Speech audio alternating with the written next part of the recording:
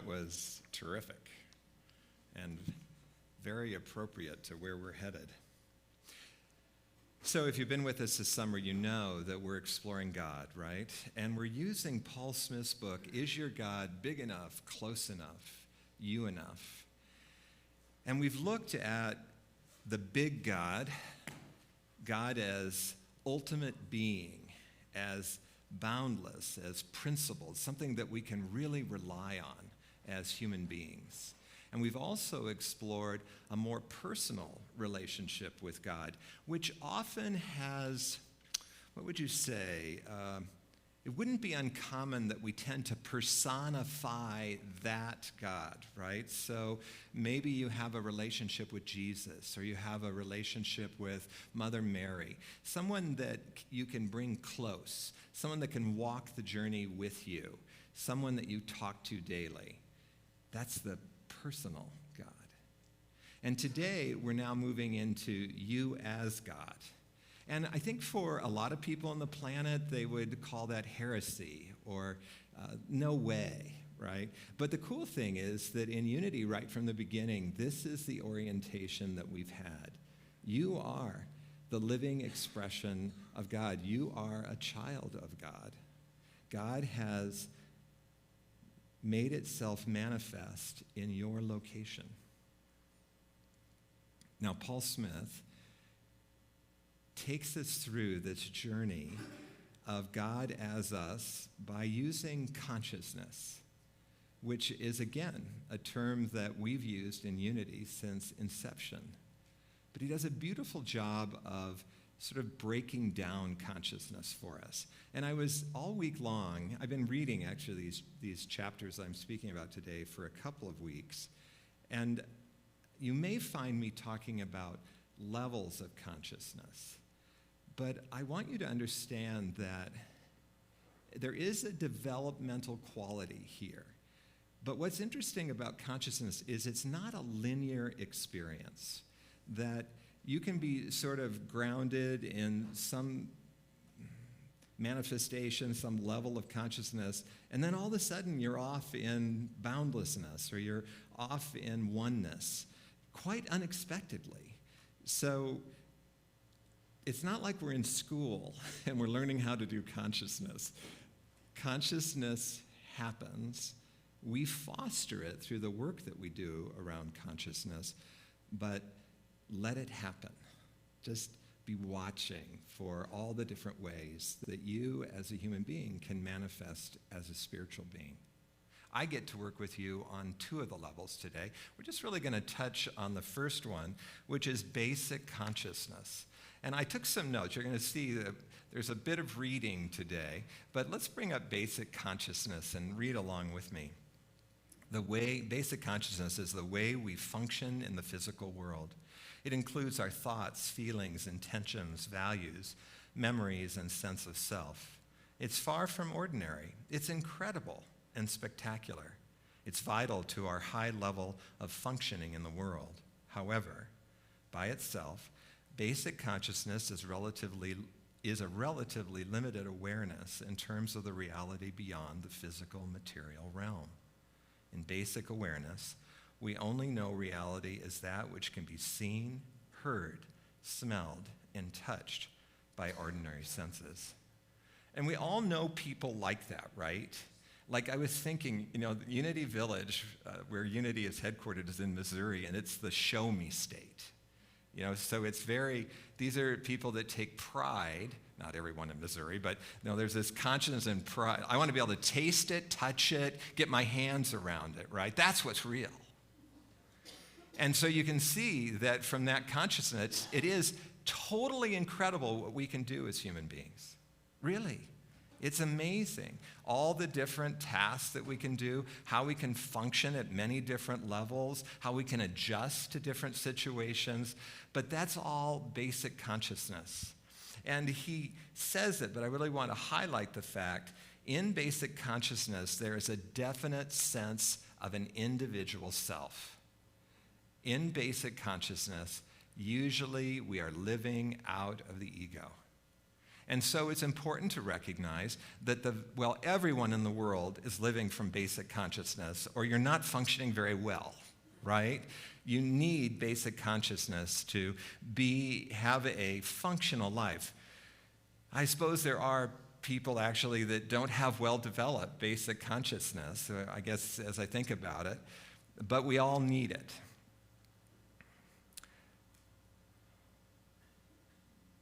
And we can transcend it. So what Paul says is that we move then from basic consciousness to awakened consciousness. And let's just read a little bit about awakened consciousness. Here, we wake up from the usual way that we see our story, our wounds, failures, and successes, and we move into a larger world. Here we are free of the limitations of the physical body and thinking mind, but still attached to needs, desires, and personality. Here people wake up to a new awareness of God. They begin to hear God's voice in a new way, spiritual gifts or abilities that are especially opened up here. Christianity was born in massive demonstrations of this mystical consciousness, accompanied by deep feelings of ecstasy as reported by the participants. In awakened consciousness, we do not relate to God as principle, but as a personal being, a non-physical, divine, loving being with intent and consciousness. Here, we relate as one being to another. So that sounds like quite a step, right? But the truth is, there's a wide span of awakened consciousness. It's interesting that in the examples that Paul uses in the book, and Paul comes from a Baptist background, he was a Baptist minister for years, I think for like 40 years, and in his church and in that discipline, there are very dramatic demonstrations that you have allowed Spirit to live as you. So he talked about channeling, he talked about speaking in tongues, he talked about moving into trance states, he talked about being slain in the Spirit.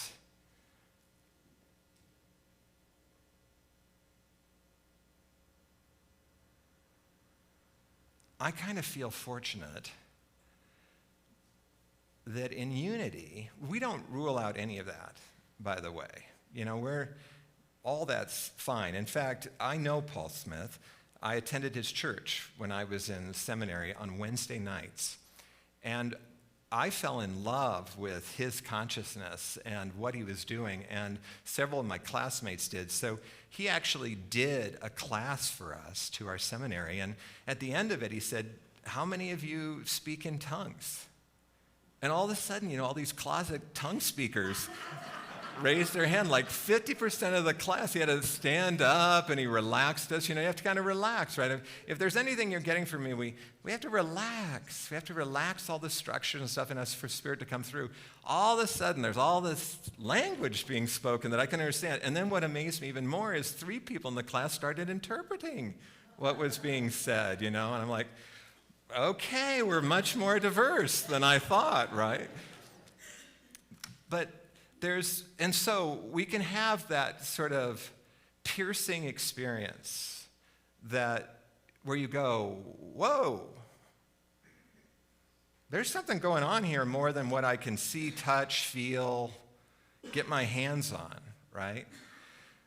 But also know that if you're like me, raised in unity, it can also just be a gradual awareness. I had an amazing Sunday school teacher when I was older. So, you know, I probably was 12 or something, where she encouraged our class to get clear about something you'd like.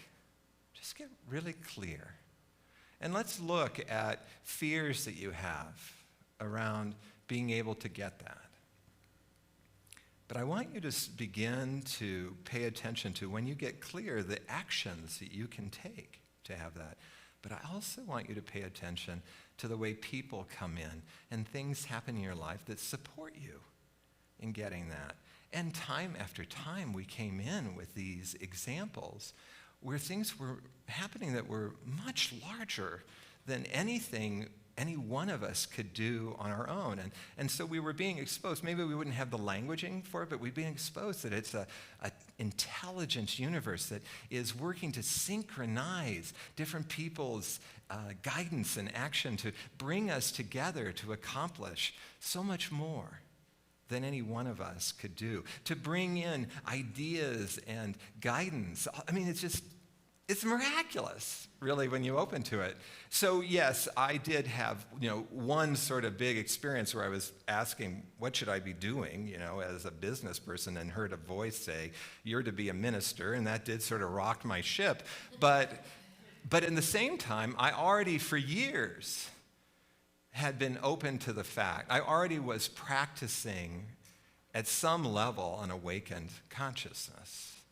And I think most of you can relate to that, right? So here's boy, does time ever go fast during this service. So a couple of things. One thing is that our consciousness which is our soul. Remember, the soul comes in, it needs to be developed. Some souls are very receptive to who they are as spiritual beings. This whole spiritual thing comes so easy. And for others of us, we have to work it more difficultly. So when I was a kid, my mother's best friend was a channeler, and this, and she'd go into this trance-like state, and this man's voice, I mean, it's clearly a man would come in and start talking. I was fascinated by it.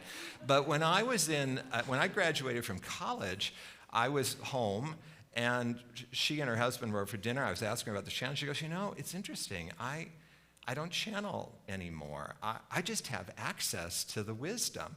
And I said, well, what do you think that's about? And I can't remember. I mean, unfortunately, I'm too old to remember those, 40 years ago, But what I remember her basically saying is, I don't think I was ready to acknowledge that this kind of thing could be me.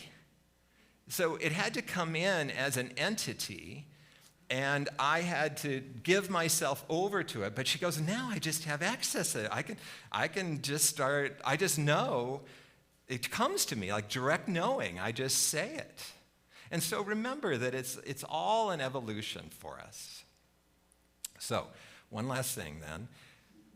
How do we continue to make this progression? Because, there are things that take us back into basic consciousness, right? Our fears, stresses in our life, unexpected situations. They can throw us back into like a survival, clenched up, here I am, self.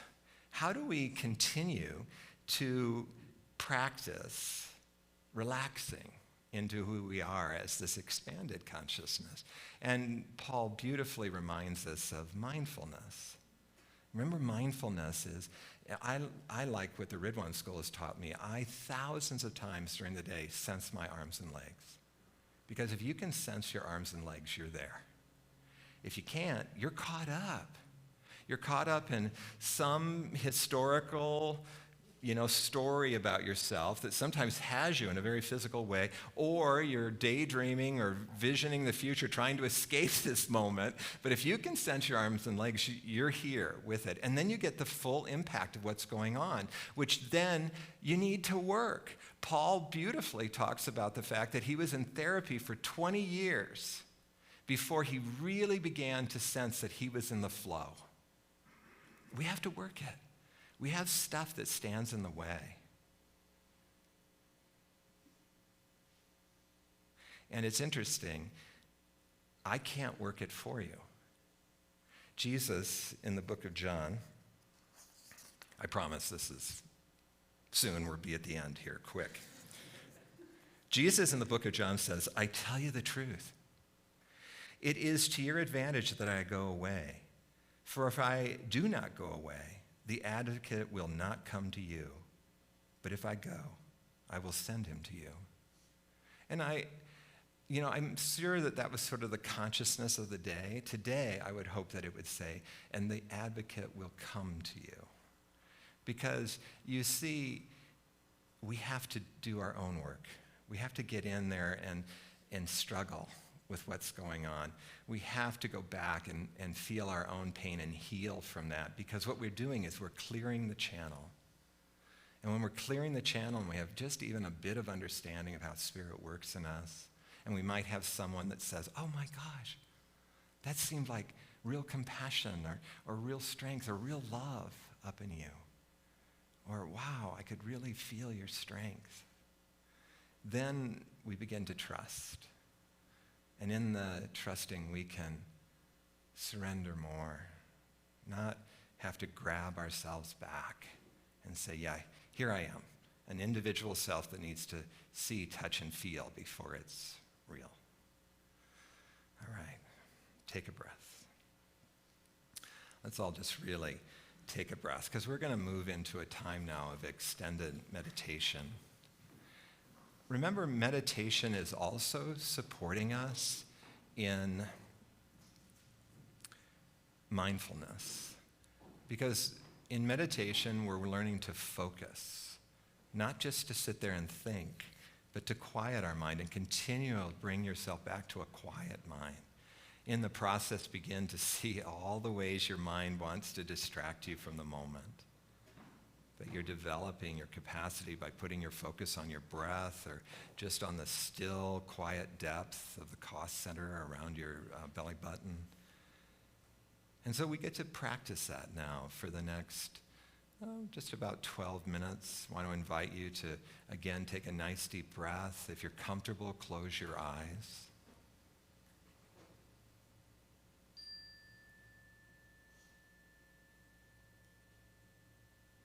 And with that tone, let yourself begin to make the transition from your mind into the quiet, still place of your being. Being never feels the need to do anything until something needs to be done.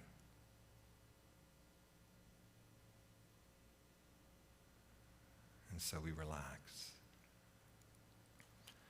knowing that being will take care of us. If something needs to be done, we'll be informed. But for now, we can settle. We can rest. We settle, ironically, into the blackness of night that was sung about earlier, into the still quality of our being.